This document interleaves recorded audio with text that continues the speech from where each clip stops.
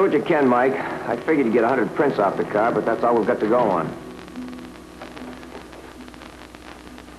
Yeah, we're sure that some of those prints will match up with a few boys at the school. Righto. Are you all through the trial, Matt? Yeah, until the defense calls me. Any problems around here except that hit and run? No, it's pretty quiet except for that. Labs come up with prints all over the car, but that's all we've got to go on at the moment. What's Johnny gonna do, fingerprint the whole school? I know we can't force the whole school to be fingerprinted, not legally anyway, but... Well, Johnny seems to think it'll be worth running the blood. Put a scare into that Dr. Harvey, Matt. Boy, Matt, he has been no help at all. It's ridiculous to go through all this when he could produce those 4 boys with one word. Call the school. Tell Dr. Harvey I want him down here right away. Right.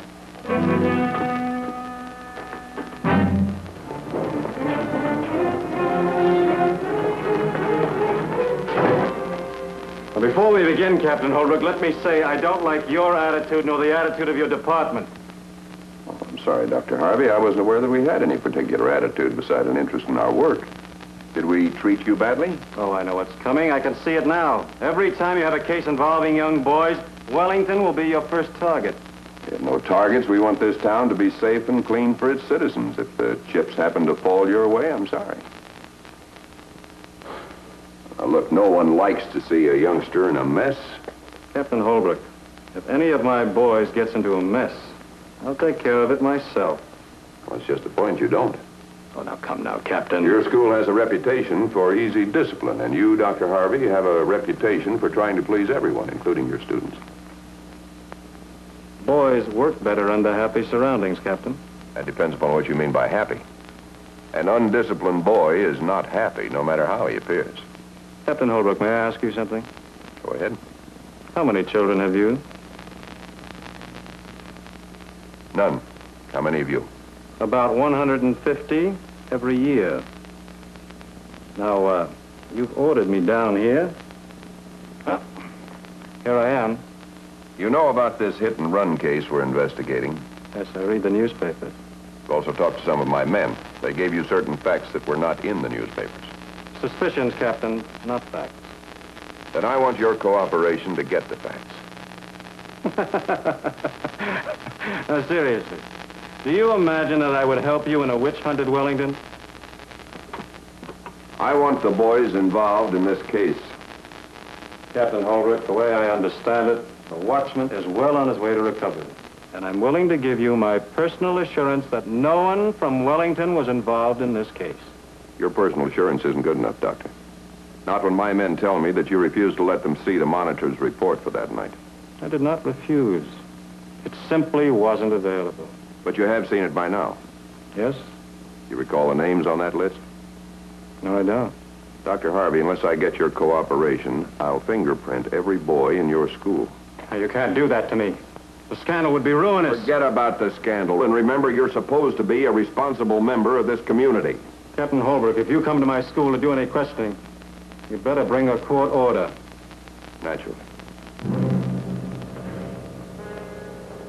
And I warn you, Captain, I'll fight you all the way down the line.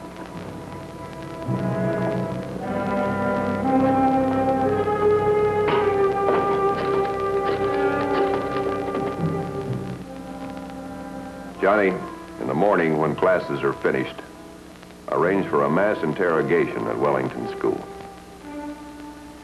Right.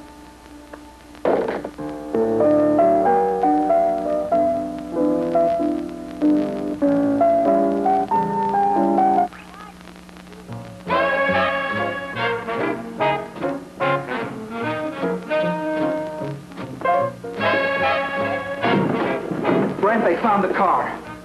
So what about it? They'll look for fingerprints. You ever have any fingerprints taken? Anybody? No. Then there's nothing to worry about.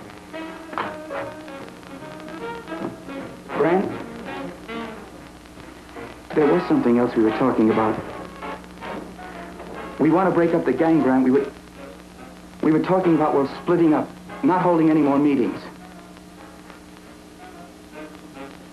Grant, you've got to understand that we don't consider it's your fault or anything. It's just that, well, none of us figured that anything like this would go this far. And, well, my father's been asking me about why my marks have been dropping, and I haven't been able to come up with a good answer. And you've got to understand that I I don't want it to affect our friendship in any way. Grant, are you listening? I got a way to make everybody forget that little joyride we took. What? We'll rock this place, and Harvey, too. What were you just talking about? Grant, we want to break the gang up. What for? We can keep those cops so busy that... All right. Well, sure. Well, Grant, now you gotta understand that we're not going to say anything about the car business. I mean, well, if they find out, all right. But we won't say anything. It's real nice of you, fruit peddler.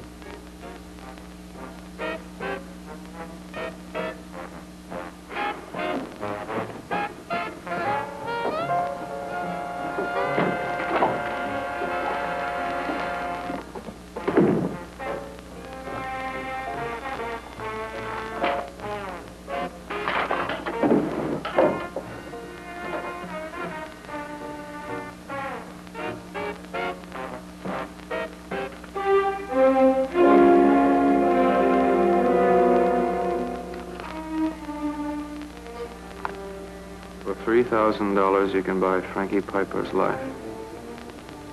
Wait for orders. No cops.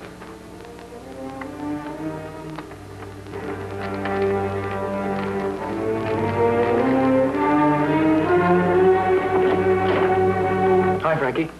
Hi, Grant. See, I'm learning. No fruit peddler.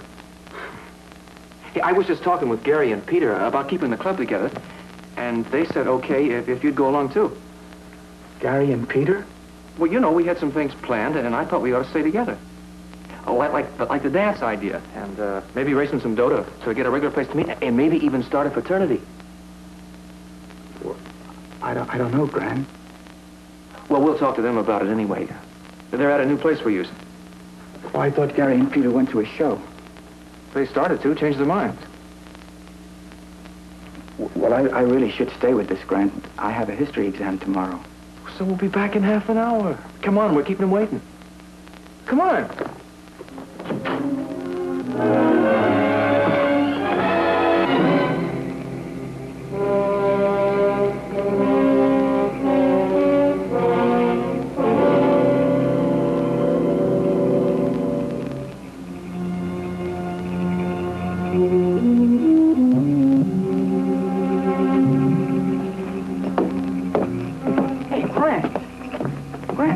The mine, off limits for us. I know. Pete suggested it for a place to meet. I don't like the idea either. Yeah, but... We'll get him and go someplace else.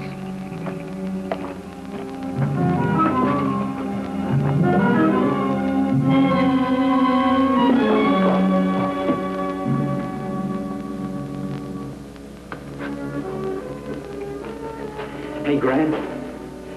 We shouldn't be in here. The levels are weak. This main level's all right. Come on. Guys are just around the next corner.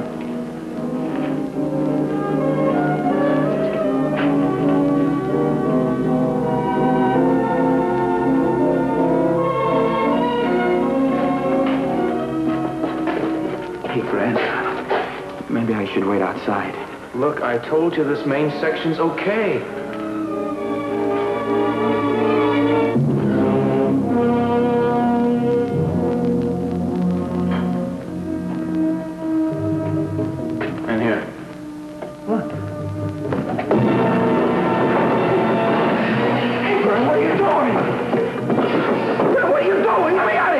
Take it